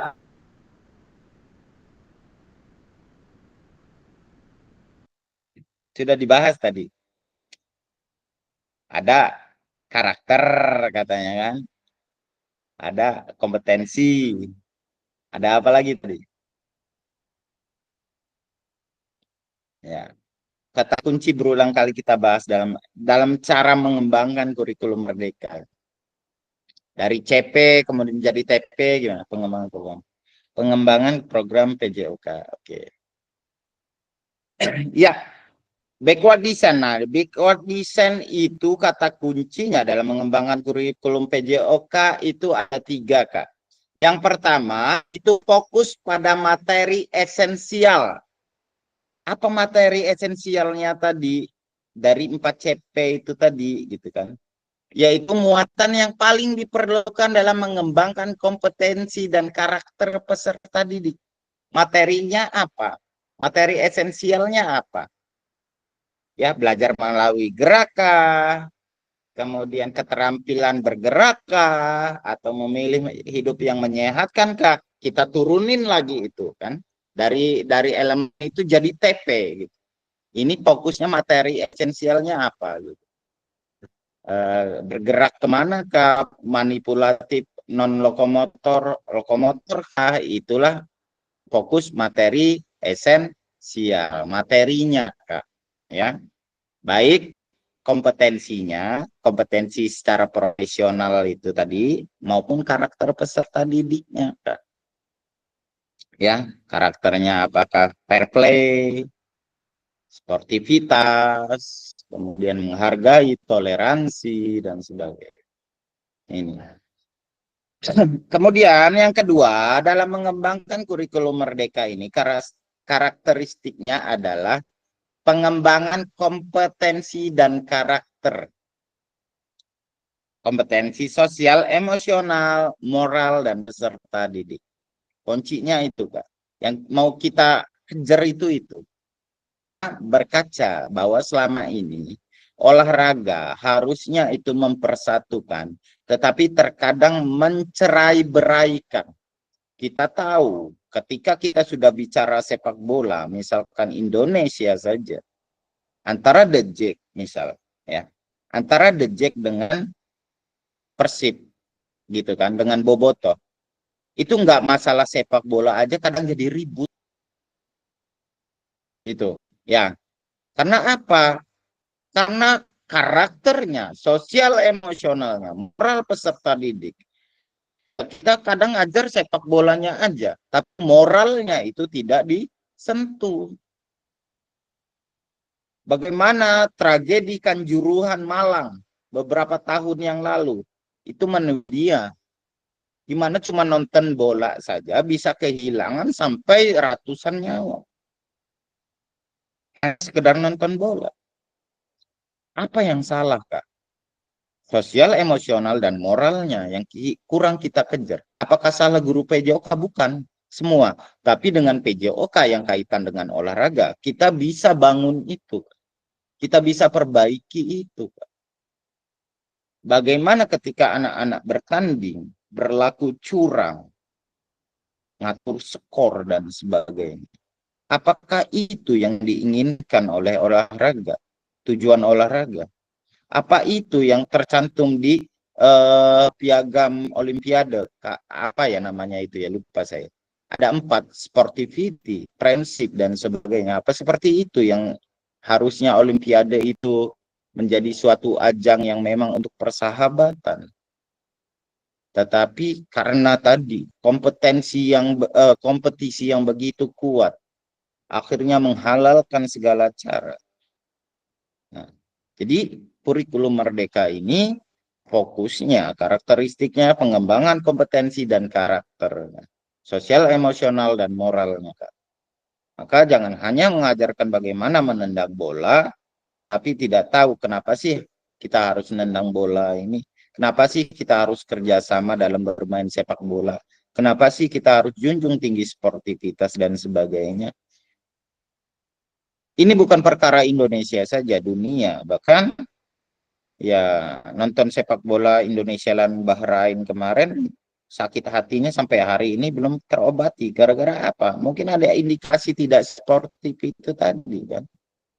Itu yang harus kita tekankan kepada peserta didik kita. Perkara nanti hasilnya seperti apa, itu urusan nanti, Kak. Yang penting kita bergerak hari ini. Gitu. Betul, Kak? Tidak sportif, ya. Matematikanya salah wasit itu, kan? Ya, 90 tambah 6, harusnya 96 menit, ya. 99 menit. Ini intermezzo aja, misalnya. Dan itu semua dekat dengan kita, Kak. Bagaimana tarkam? Tarkam itu ribut. Karena apa? Karena bukan hanya mengajarkan bagaimana cetak gol, tapi setelah mencetak gol itu apa gitu. Penghargaan, toleransi dan sebagainya. Itu juga harus ditekankan.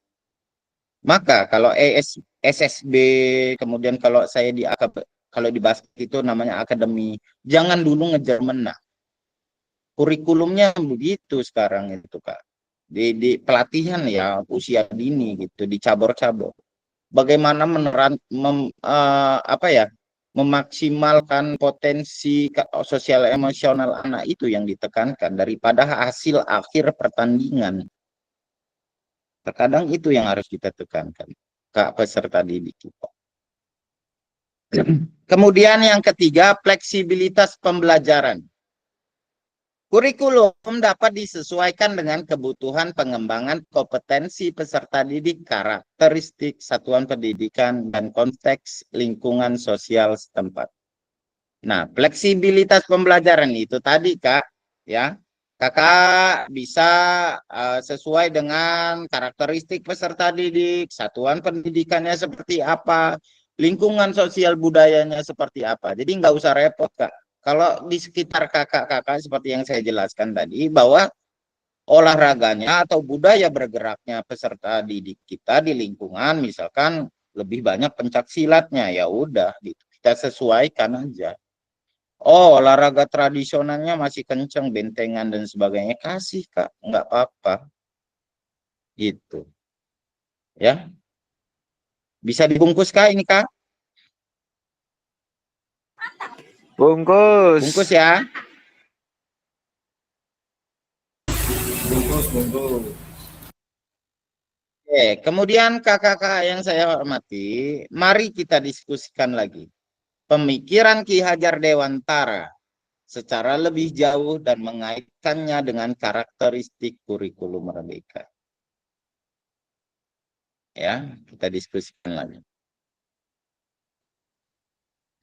Nah, kakak-kakak yang saya hormati, Ki Hajar Dewantara menggarisbawahi bahwa maksud pendidikan adalah bagaimana kita sebagai pengajar, khususnya guru PJOK, dengan segala kodratnya, kita hanya menuntun, Pak. Menuntun segala kodrat yang ada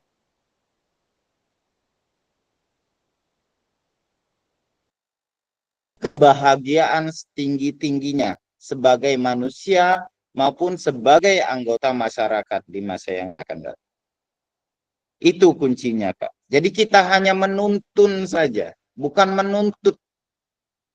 Ya, ada yang baru masuk. Kak Eri tadi keluar live. Tuh ya. Ya, bagaimana kita menuntun ibarat anak-anak, anggaplah kita ini seorang petani, Kak. Petani, bahwa mereka anak-anak itu ya sudah ada bibit sebagai bibit, bibit dari apa yang kita tanam.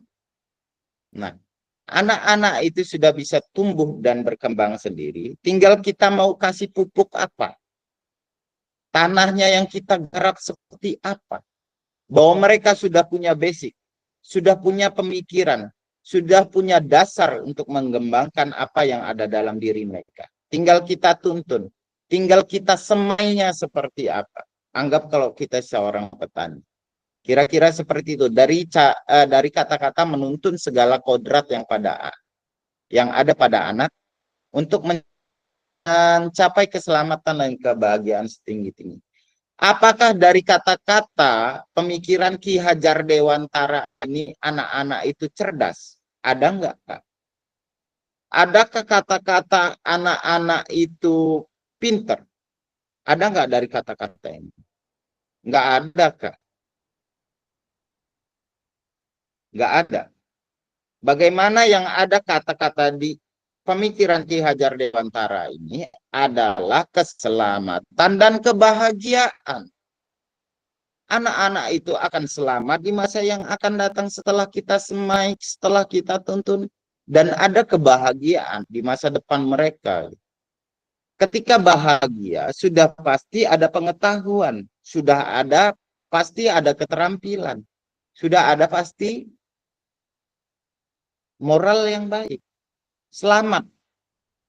Anak-anak selamat kalau moralnya baik. Itu maksudnya. Maka oleh sebab itu, pendidik hanya dapat menuntun tumbuh atau hidupnya kekuatan kodrat yang ada pada anak. Agar dapat memperbaiki lakunya. Maka kalau kakak yang sempurna murid, oh lah udah bisa nendang, udah bisa ngikutin karakternya bagus gitu. Nggak ada, Kak. Itu gunanya kita. Bagaimana menuntun untuk anak itu memperbaiki lakunya, bukan dasarnya. Ya, laku hidupnya, bukan dasar hidupnya, dan tumbuh sebagai kekuatan kodrat anak. Kayak gitu. Kalau kita nyari yang sempurna ketika kita mendidik, oh anak ini sudah baik, fisiknya bagus, nggak ada, Kak. Itulah, ya ibarat bengkel aja lah. Tapi memang harus memperbaiki seperti. Kira-kira seperti itu ya, Kak. Kemudian kakak-kakak yang saya hormati, pada akhir sesi hari ini, kakak-kakak dapat memahami karakteristik utama kurikulum Merdeka, serta keterkaitannya dengan prinsip pemikiran Ki Hajar Dewantara. Itu tadi ya, Kak ya, bahwa kita dikasih kelenturan dalam menentukan pembelajaran. Kita merdeka, semerdeka-merdekanya dalam mengajar. Maksudnya seperti itu. Itulah kebebasan yang diberikan dalam kurikulum Merdeka. Kalaupun ada hal-hal yang itu oknum enggak. Oknum saja. Pada dasarnya kita diberikan keleluasan untuk mengajar dan menuntun peserta didik kita sesuai kodrat alam dan zamannya. Kodrat alam itu sejak lahir anak itu seperti itu. Maka kita tidak merubah dasarnya, Pak. Kemudian kodrat zamannya, sesuaikan pendidikan kita sesuai dengan zaman peserta didik kita. Jangan mindset kita mengajar, oh kalau dulu saya mengajar dapat pengajaran seperti ini dari guru saya sebelumnya. Kolot.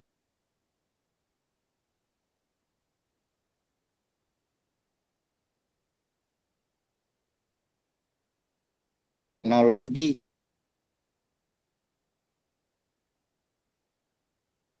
pengajaran terhadap anak-anak. Merdeka mengajar, merdeka belajar. Ya. Kemudian kakak-kakak juga yang kedua, mampu memahami pengembangan kurikulum PJOK. Kakak-kakak mampu memahami penyusunan program PJOK yang berkualitas dengan backward design. Gitu ya. Itu. Ada pertanyaan Kak sampai ini Kak? Pada sesi akhir ini?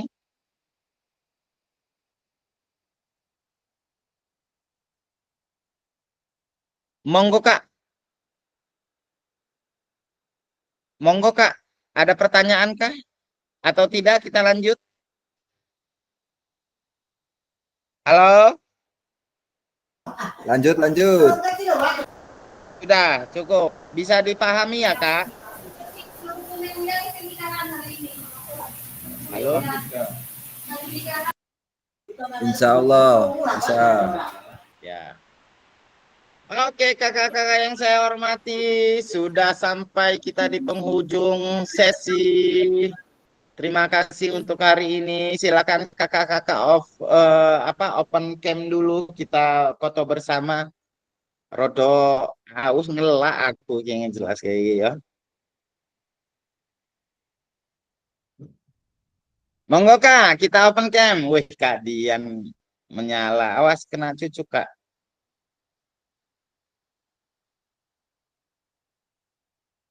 Monggo open cam Kak Eko, Kak Agus Hendro, Kak Hendro, Kak Apris, Kak Eri mana ya?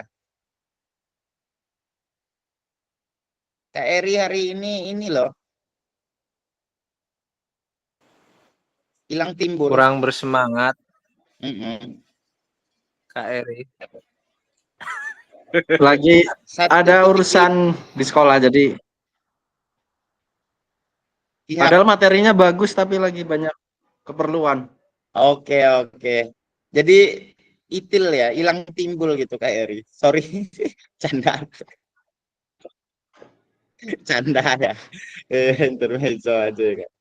Ya, nggak apa-apa, keluar masuk, nggak menyesuaikan. Oke, Kak Eko mungkin open cam yuk, Kak Joko juga open cam Kak. Kita sudah di penghujung acara. Ini bagian dari tradisi dan pelapor. Kak Eko mana Kak Eko? Ya.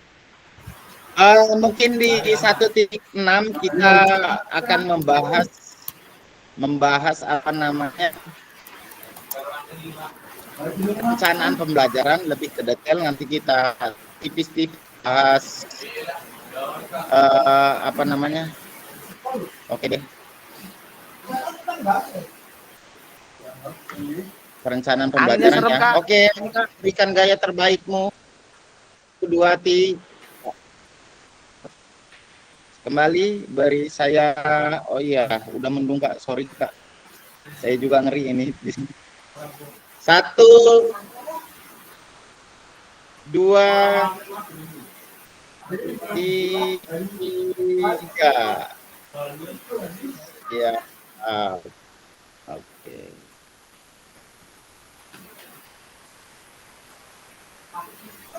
Kok sekali lagi deh Kak, sekali lagi.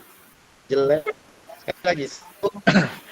2, 3. Oke, baik. Terima kasih kakak-kakak yang saya hormati, luar biasa untuk hari ini. Sehat selalu dan mudah-mudahan kita selalu dilancarkan oleh Tuhan Allah yang Maha Kuasa, Maha Esa. Saya sebagai fasilitator dalam rangka memfasilitasi kurang berkat, saya mohon maaf. Saya akhiri. Usikum wa nafsi bitaqwallah, wastabil khairat. Wassalamualaikum warahmatullahi wabarakatuh. Salam olahraga. Waalaikumsalam warahmatullahi wabarakatuh. Saya. Stop break. Kak. Ya. Jangan lupa ngopi. Hujan ini Kak.